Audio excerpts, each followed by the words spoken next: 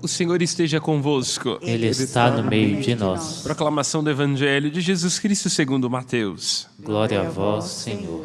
Naquele tempo, tomou Jesus a palavra e disse: Vinde a mim todos vós que estáis cansados e fadigados sobre o peso dos vossos fardos, e eu vos darei descanso.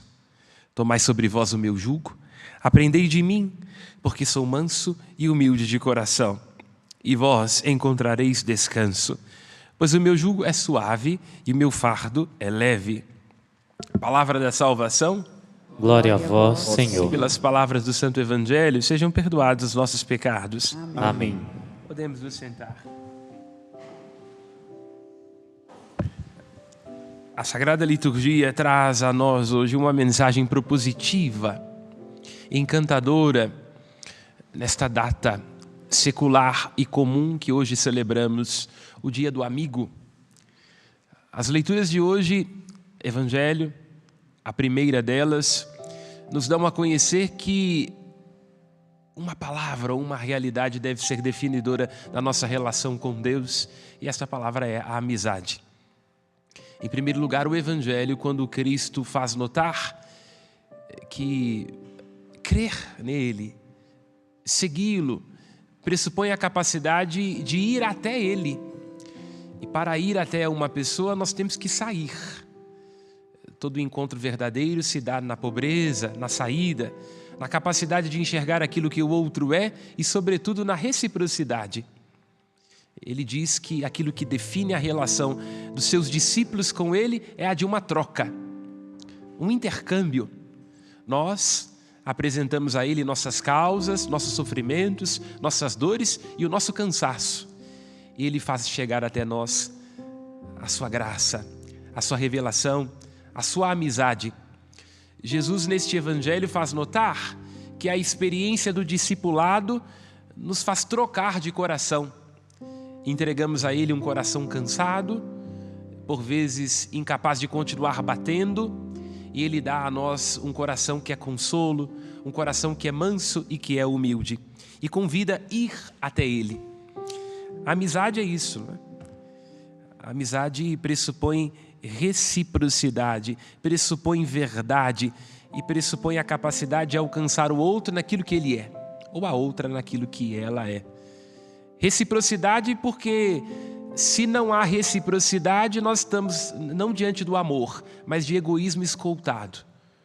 Hoje nós estamos cheios de contatos nas nossas redes sociais, estamos sempre curtindo uns aos outros, muita medida de nossas projeções ou de nossas frustrações. O influencer é alguém que eu queria ser, mas que na verdade eu quero ser o outro porque não me conheço. Na verdade, o que nós temos são contatos, não propriamente amizade, porque para que haja amizade é preciso reciprocidade. E para que haja amizade é preciso que haja verdade. O amigo verdadeiro é capaz de dizer aquilo que a gente não quer escutar. Um amigo verdadeiro é aquele que é solidário a nós no luto, mas também na alegria. E esse, inclusive, é certamente um teste para saber se nós temos amigos de verdade. E não nos momentos difíceis somente. Como lembra Nelson Rodrigues, nós mineiros somos solidários no câncer, até no câncer. Mas um bom teste para saber se uma pessoa é nossa amiga ou não é se ela é capaz de se alegrar quando nós estamos alegres, não é? Diga ao seu amigo que você ganhou na loteria, que você trocou de carro. Se ele torcer o canto do lábio, pode ter certeza que você não tem ali um amigo de verdade. Porque o amigo de verdade faz das nossas vitórias a dele. Porque não é uma questão de competição, né? A nossa alegria será da nossa amiga e do nosso amigo. E por fim, amizade significa alcançar o outro naquilo que ele é. Todos nós que temos amigos verdadeiros, e eu diria por experiência própria, não enchem as mãos. Todos nós que temos amigos verdadeiros sabemos muito bem que a amizade é ter esperança naquilo que o outro é, apesar de e não por causa de. Volto, como costumo citar, aquele conselho de Hamlet, onde ele se diz: não empreste dinheiro a amigos para não perder ambos. Quando nós temos um amigo que nos pede dinheiro, a gente tem que dar, porque se emprestar não vai receber de volta, e nós sabemos que não vamos receber, não é? Então a amizade é aquilo que o outro é, por aquilo que ele é, apesar de ser quem é, no seu avesso e no seu verso. E aí me recordo daquela que para mim é a mais bela definição de amizade da literatura. Aquela de Etienne de La Boétie por Montaigne. Etienne que morre jovem, Montaigne que tinha para com ele um amor intenso. Quando ele é perguntado, mas o que você via em Etienne de La Boétie? Qual é a razão da sua amizade? Ele diz, porque era ele, porque era eu. Simples assim, né? Porque era ele, porque era eu. A amizade não se justifica. O amor não tem justificativa. A amizade é sem contexto, é sem pretexto, é apesar de, é no verso e na prece. E nós, então, olhando para a primeira leitura, vemos na figura de Moisés e de Abraão, dois nomes que despontam de um modo todo especial no Antigo Testamento e, sobretudo, no Pentateuco, os 5 primeiros livros, uma experiência de amizade. Se você abrir o livro dos Números, vai ver que, e Êxodo também, vai ver que Deus falava a Moisés como a um amigo. Como um amigo. Isso está lá no livro do Pentateuco e vai sendo repetido. Quer dizer, se comunicava a ele. A expressão de amizade era tão grande, porque quando nós temos amizade com alguém, a gente assume as expressões daquela pessoa, né? O jeito, o gosto, um amigo vai nos transformando e nós vamos nos refazendo também a partir dele. Se diz que quando Moisés descia do monte, ele tinha que ter um véu cobrindo o seu rosto, porque a glória de Deus era tanta, refletindo na face dele, que ele tinha que ficar um tempo com o rosto coberto. E jamais houve um profeta como a Moisés que falava com Deus face a face. E se você abrir o livro de Daniel no capítulo 3, quando Daniel está dizendo da sua experiência da cova dos leões, ele clama a Deus dizendo, bendito seja o Senhor Deus de Israel, por Abraão, vosso amigo. Quer dizer, Deus nutriu para com Abraão, e esta é a história da salvação, uma amizade. Ele se envolve com as causas e com as dores de Abraão, e ali lhe dá a promessa de uma descendência, de uma terra e de uma aliança. E todos nós sabemos, e eu me lembro muito bem na época do ensino fundamental, sempre fui muito brigão, depois que fiquei mais calmo, ou nem tanto assim. E eu sabia que quem é brigão tem que ter amigos mais fortes, né? Eu lembro de um da minha época que era o Rafael, a gente era tudo um toquinho, o Rafael era grande, né? Por quê? Porque eu sabia que eu precisava de alguém para me ajudar, né? Se eu me envolvesse em briga, né? É exatamente isto que é Deus para os patriarcas e as matriarcas no Antigo Testamento. Lá onde o povo se encontra em apuros, deve clamar aquele que é forte. Lá onde o povo se encontra exilado, deve clamar aquele que é capaz de libertar. O Deus de Israel se faz amigo, se faz El Shaddai, ou seja, todo-poderoso, se faz aquele que é. Escutávamos ontem os trechos anteriores deste livro do Êxodo, que Deus diz que viu, ouviu e desceu para salvar os seus amigos, o povo de Israel. Porque para ter amizade e para amar, é preciso envolver-se com as causas dos outros. O faraó está mexendo com a descendência do amigo de Deus, que é Abraão. Por isso Deus suscita Moisés, um amigo seu, para libertar o povo da escravidão.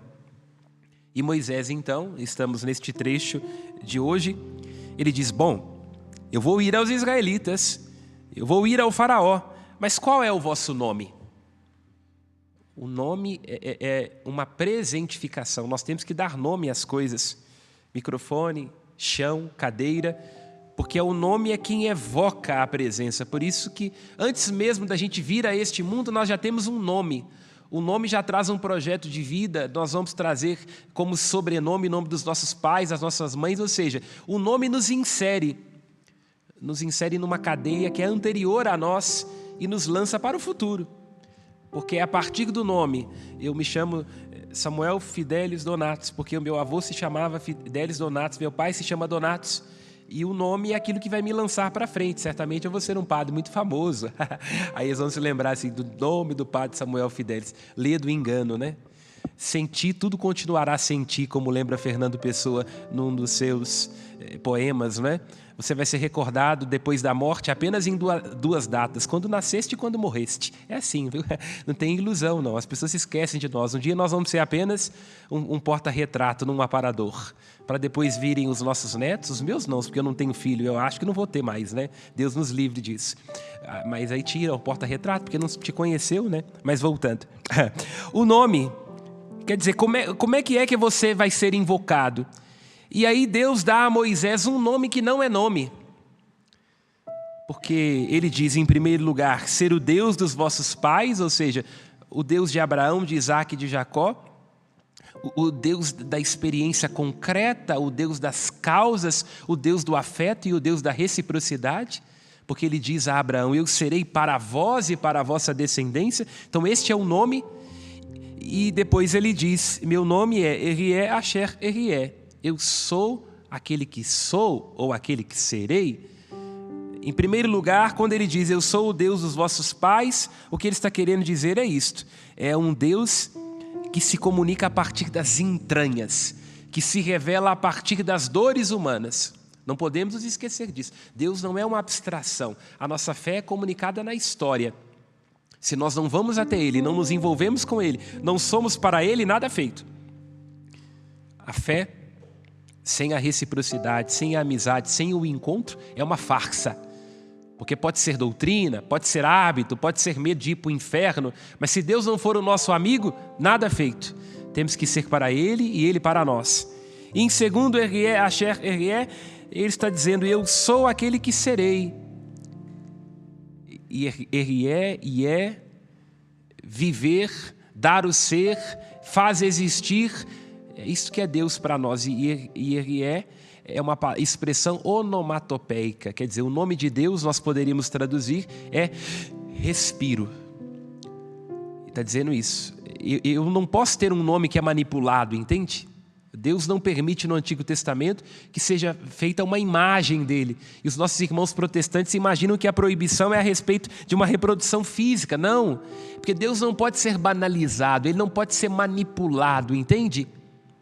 Ele não pode ser abusado. Quando nós damos o nome a alguma coisa, o nome é um cachorrinho, a gente chama e ele vem, não é assim. Deus é uma presença ativa.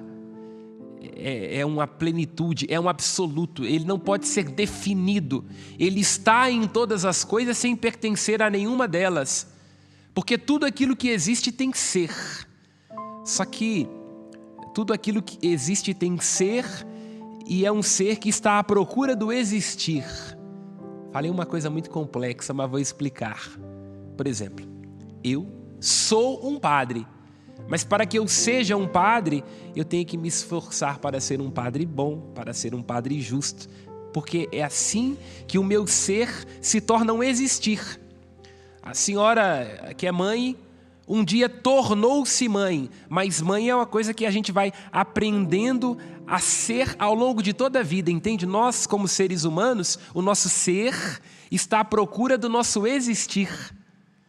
Por exemplo, você é casado, mas todos os dias tem que se esforçar para existir como casado. Porque há momentos em que a gente fica com a impressão de que a secretária do nosso trabalho é melhor do que a nossa esposa. Ela é assim, né? Mas porque não convive com a gente dentro de casa, né? A nossa esposa que atura os nossos avessos. Então, certamente, ela vai ser melhor, né? Que ela pega só a parte boa, ela não sabe que você ronca. Entende? Nós somos e estamos à procura de existir.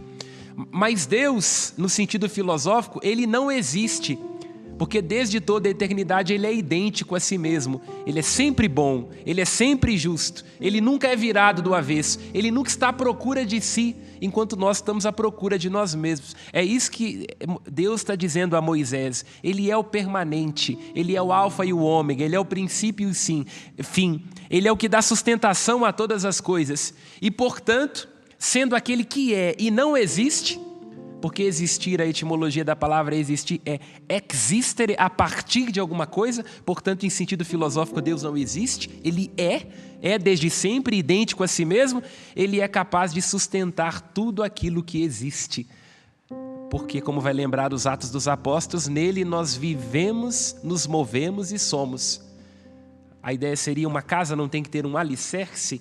Então é isso. Deus é o alicerce do universo. Ele é o fundamento do universo. E as paredes, as cadeiras, o sofá, tudo vai existindo a partir de Deus e se fundamentando nele. Sem Deus as coisas deixam de existir. É isso que ele está dizendo a Moisés. Quero então terminar esta reflexão quando escutamos no Evangelho Cristo dizendo que temos que ir a Ele se estamos cansados. Me lembro, não é, de uma das obras contemporâneas de um pensador coreano, Byung-Chul Han, que diz que nós somos a sociedade do cansaço. Quer dizer, somos a sociedade do cansaço, das ansiedades, uma sociedade que não respira. Por isso precisamos de Deus, para que Ele seja o respiro, para que Ele nos atualize. Ele é o que nos torna atuais, é Ele o que nos sustenta. Porque se todos os dias nós não tivermos instantes e momentos para que Ele venha a nós com a sua atualidade, com a sua graça, com o seu respiro, nós nos perderemos de nós em cansaços, ansiedades, frustrações e caminhos sem sentido. Louvado seja nosso Senhor Jesus Cristo. Para sempre seja louvado. Apresentemos aquele que é as nossas preces. De pé, responderemos juntos